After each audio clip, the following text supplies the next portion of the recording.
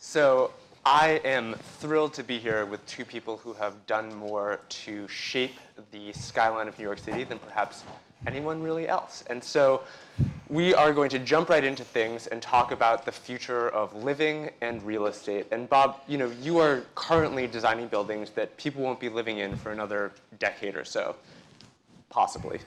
And the question is, when you're designing these buildings, do they look any different than the buildings that are being completed right now? Well, every time we do a new building, we try to give it some special characteristics. And we're always trying with our clients, like with Arthur, to anticipate how the way people live will evolve over time. It's very hard, of course, to second guess the future. But if you do things right, it will work out. So what are the second guesses that you're making right now? For example, whenever we do a building, our clients often say, well, nobody wants big apartments. Then as we're designing them, suddenly the apartments get bigger and bigger. And then the market shifts, and they get smaller and smaller again. So it's a good thing we have erasers on our pencils. But that's a kind of thing. And of course, everybody wants a kitchen, a dream kitchen. Every one of the clients in Arthur's buildings, I'm sure, wants a dream kitchen, but they don't cook. The closest they come to doing that is dialing on the cell phone and ordering in. So does that mean that dream kitchens are in fact smaller but with flashy things still? Bigger. Wouldn't you say that, Arthur? Bigger is a status. And we do kitchens with windows, yes, eating kitchens, family rooms, and a lot of counter space. Fascinating. And these stoves that are 60 inches long, you can get 5 turkeys in. That no one uses. Well, once in a while, I'm sure somebody does, but it's not a common pursuit among, especially if you get off a plane from LA or Europe or wherever. You're not going to come to this apartment in New York and cook a turkey. You're going to go to some fantastic restaurant in 15 Central Park West, which we designed together. There's a wonderful restaurant, and you can call ahead and reserve a table and have a very nice meal and then go back up to your apartment. So, Arthur, you are in the third generation of a family of developers. And so you, for better or worse, have seen buildings that your family's built over the last century, really, age. And I'm curious if watching the buildings that your family's already built kind of weather the tests of time impacts the way that you think about the future. I'd say Kips Bay by I.M. Pei looks as good now as it did when my grandfather built it. Worldwide Plaza, the building my father built with Skidmore, Owings and Merrill, looks superb. That's one on 8th Avenue and 49th Street. And the one on Union Square, those 4 towers, looks great. Is it same as it ever was, or have the layouts and interiors totally changed? In the 80s, you could not build a large apartment because co-ops were selling for less than what you could build and sell a small apartment for. That changed in the 90s. So 515 was the first building we built with large apartments. That's when the ratio changed that the large co-ops finally picked up in value. Fascinating. So are the changes that you guys are describing based on need? Is it people's lives that are changing, or is it simply desire? I think it's always, desire is always very important. But I think needs really changed, or that dread term, lifestyles changed. I mean, when I first became an architect, many people of my age were moving to the suburbs.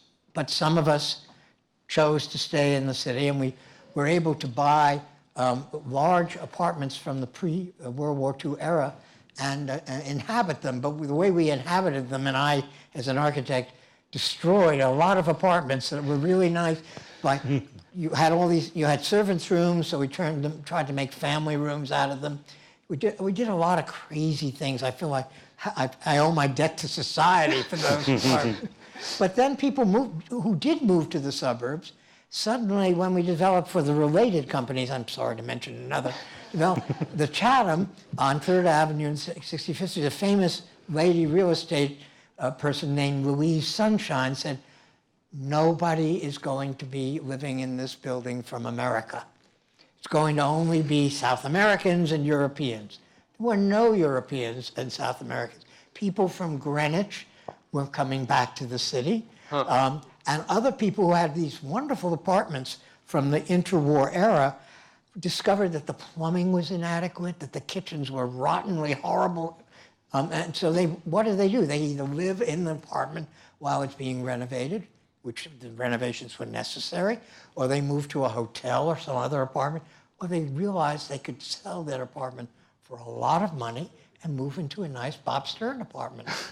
So, and that's true. 15 Central Park West filled with people from California and New York and a few other places. But basically, that's the clientele these buildings have attracted. Now, there's a lot of PR out there about it. It's all Russian oligarchs.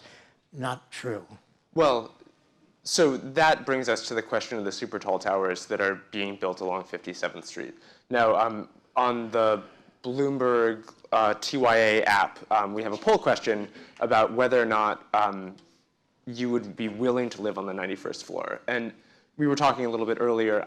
I have just been to the top of one of these buildings on the 91st floor, and I can personally say that I was absolutely terrified. And I'm curious, is there such a thing as a building that is too tall? Arthur? I would say residential, yes. There's a certain limit that people feel good about. I mean, it's new technology that has allowed these buildings to build tall with the stronger concrete and the dampers that move with the. So my personal opinion is I wouldn't want to live on the 91st floor, spend half my time looking at clouds. But some people do like living that high up. It seems, looking at the poll, that the vast majority of the audience is resistant to that idea as well. I mean, and we found our buyers who are domestic want to be lower down. Interesting. And international buyers who come for a few weeks, they love just being up high, and it's more dramatic. Interesting. And so, do you encounter? I mean, it's funny because we think of penthouses as being the kind of ultimate in luxury living. Do you encounter resistance if you try to push past a certain actual height? We have not built these super talls, so we've avoided that asset class. Right. Even with the building, you have 520 Park, which is just 750, just at the cloud line. Just at the cloud line, and selling the top has not necessarily been easier or harder than selling anywhere. Yeah, that's probably the perfect height. But these new buildings are 1,400 feet, 1,500 feet. It's almost double. What do you think? It also depends where the building is being built. At 15 Central Park West, we were facing Central Park, especially with the so-called Park House, the lower building. And there is something about being intimate with the trees or just above the tree line at the park and watching the seasons change that is incomparable experience. Very different to be in the top of the tower, which was only, 40 floors, or it's 15? Yeah, it's 43. 43. Yeah. It's different. But I'm always reminded of the Cole Porter song, Down in the Depths of the 90th Floor. If you don't know that song, get a copy of it. I mean, how high is 220 Central Park South? It's about, I think it's 750 feet tall. It's half the height of the building above Nordstrom's, which is behind it and just to the side of it. So they don't really block each other. But people, they've had no trouble selling apartments on all the different levels. Some people, and there's a small building in front facing Central Park South directly and the tower behind. It's a very interesting product of zoning and real estate, and it makes for very interesting architecture. I mean, would you build twice as high as you've already built? I tend to listen to my clients. Okay. Well, I mean, as a client, Sure. Thinking about the market and market demand, particularly in New York, but elsewhere. New York isn't the only place that both of you have built buildings. How much does present market demand and how much does the market cycle impact the way that you're planning for the future? It's a long lead time item, so we plan in advance. is really, as Bob says, it is dictated by the zoning codes. So the setbacks and the height limits and the massing of the building. See, those buildings on 57th Street, they have a lot of setbacks. That's why they get skinny on top. Right. Well, I mean, I think everyone in the audience here is seeing buildings that are being completed now, and it feels like a very 2019, 2020 moment, but in fact, it's actually a 2010 or even Earlier. That's when they started. Right. I would say it's a 21st century phenomenon. Interesting. Although, mustn't forget that the Central Park South had, from the 1930s, very tall buildings given that period of time. Hampshire House, Essex House, and some others that don't particularly have names, the Samaritz. And so there was a skyline there. And Central Park West had the twin tower buildings of the Century, the El Dorado, the San Majestic, Remo. and so forth. So we get used to that, and nobody complained. It's then this is just a new scale, a new upping the ante, as it were. So as people who are now involved in thinking another 10 years in advance, is there going to be a further ante-upped? Or is this the kind of the peak, let's say, in terms of height, in terms of grandeur and so forth? Oh, grandeur is totally different from height. Grandeur is where Arthur and I really come in. Yeah. Beautiful materials inside and out.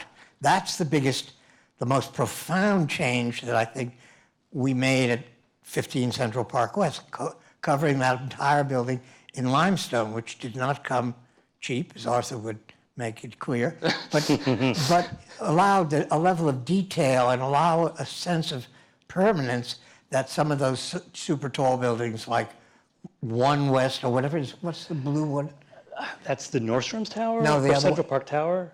Yeah, with 157. With the hotel in, yeah. 157. It doesn't look permanent. It Yeah. looks very impermanent. But people respond to 15 to 20 Central Park South, to 520 Park Avenue, and other buildings that we've been involved with. We have, and or Arthur and we together, and they sense that, and they see the details, and then the lobbies and the amenities. These buildings have become clubs. You wanted to know what is new. The Dakota, when it was built in the 1880s, was like a club. It had a guest suite over the arch. So you didn't have, if your mother-in-law was coming, you certainly didn't want her in your apartment. You could shove her into that guest suite. It had a ballroom. It had a restaurant. Excuse me, there was Here, supposed to be would you like a water? Yeah. And it had a shared laundry facilities, so you could have your wash done in the basement and all kinds of things. And it set a model, but it didn't quite catch on. There were a few examples like that. But with 15, we made an apartment house that's not a hotel, because you can't even book a table at the restaurant unless you're a resident. Right. But it has all the great amenities of a first-class hotel or club. Well, the other aspect of 15 Central Park West, which for presumably everyone knows, both the Zeckendorfs and Bob Stern collaborated on and constructed, is it was a sea change in the way that people valued condominiums in New York City. I think it's pretty uncontroversial to say that before 15 Central Park West, co-ops were much more prestigious than condominiums. And 15 Central Park West, which is a condominium, really changed that perception.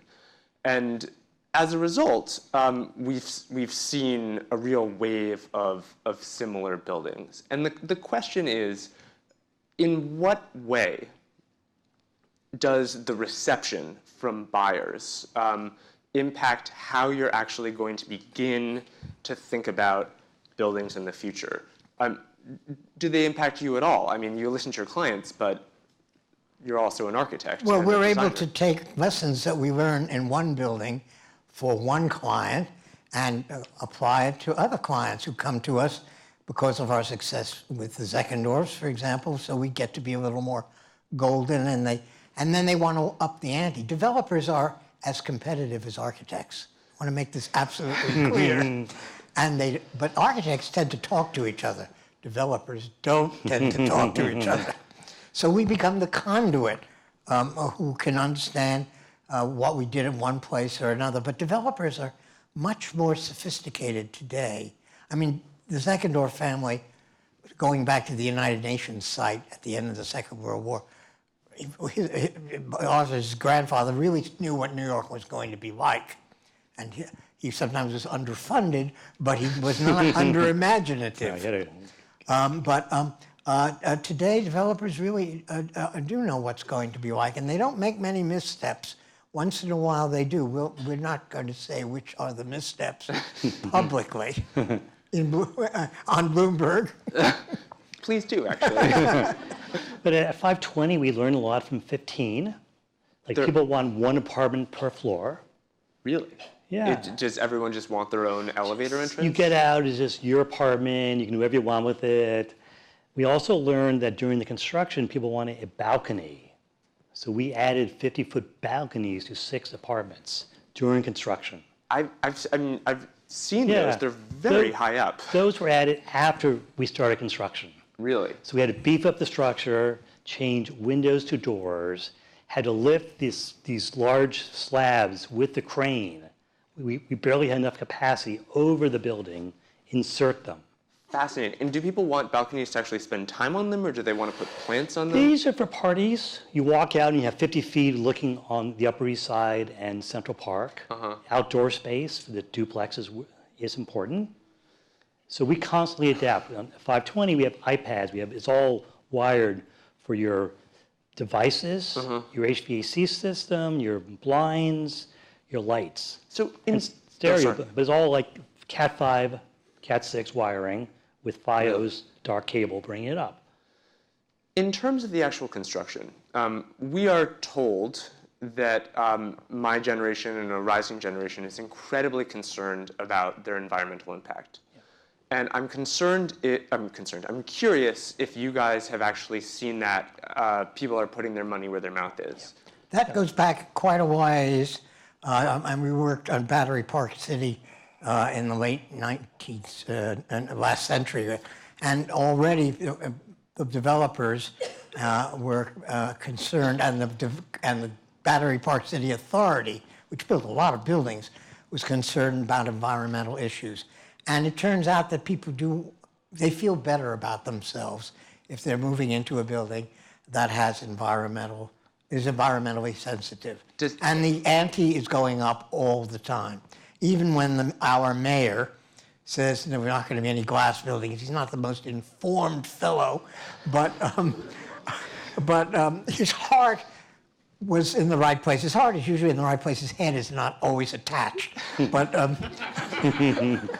But at 520 Park, we did the Go Green New York City environmental program. And what we did is limestone, 2 inches of limestone, 8 inches of concrete in the panels, 3 inches of insulation. So it's 12 inches of exterior wall. That gives a great U value. And with the great U value, we got extra FAR. So the city incentivizes us to make energy efficient buildings. And the glass that's being used today, first of all, new glass is on the market all the time, which performs much better, and it's also clearer. Yeah. The older glass buildings, whether there were windows in a wall or all glass, are not so clear.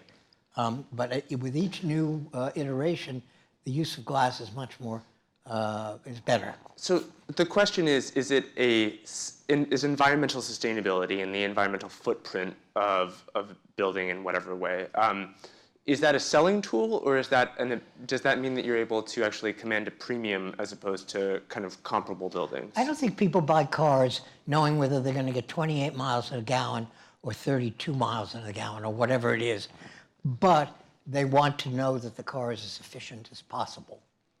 That's an interesting distinction. Thing. Yeah. Arthur, do you agree? I think buyers are concerned, but it's not top on their bucket list. I think when we tell them that we qualified, they're very happy. I think everybody is concerned. We have to save energy, and buildings, there are ways to design them to save energy. The new ones are very energy efficient. And remember, a condominium or a co-op, for example, you're paying a monthly maintenance charge. So if the building is using less energy, your monthly maintenance charge tends to be But less. presumably the people who are spending $20 million on an apartment are not worried about their maintenance How do you think they got the $20 million? Are you kidding? Apparently, I You am. should be invited to a negotiation between Arthur and a prospective tenant. They look at every expense. Okay, that is actually a fascinating. I had no idea that maintenance fees at the Do you ever see a premium department level. store like Bergdorf's or Saks when they have a sale and all these women rushing in couture to buy more couture on sale? Okay, fair enough. Well, okay, so we are at a conference with the word luxury in it. We touched on this a little bit. What in your mind differentiates a super premium apartment from a merely average nice apartment?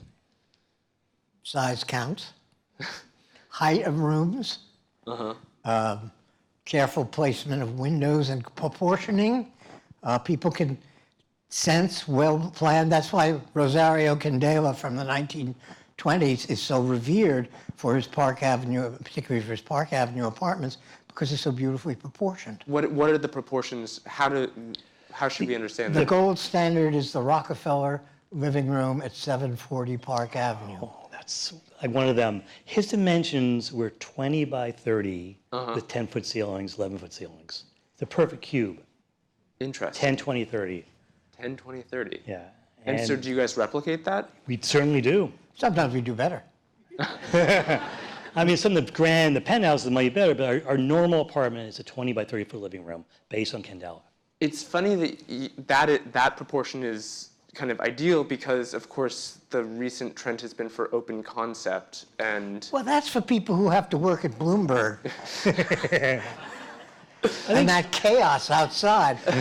There are people who still like to have offices with doors. And So I hear. Quiet. And they really don't want to eat in the same place that the food is prepared, and they're also trying to have cocktails with their guests. Unimaginable. It's unimaginable, right? And if they do takeout, they don't want their guests to see that the dinner came in cardboard boxes. So that's why we have real kitchens. Now, a kitchen could be a real kitchen and planned in such a way that it can be open to the living room, or the owner of the apartment can choose to make it more part of the living spaces or not. But so it's not a kitchen designed for a cook, a professional cook, although they can work there.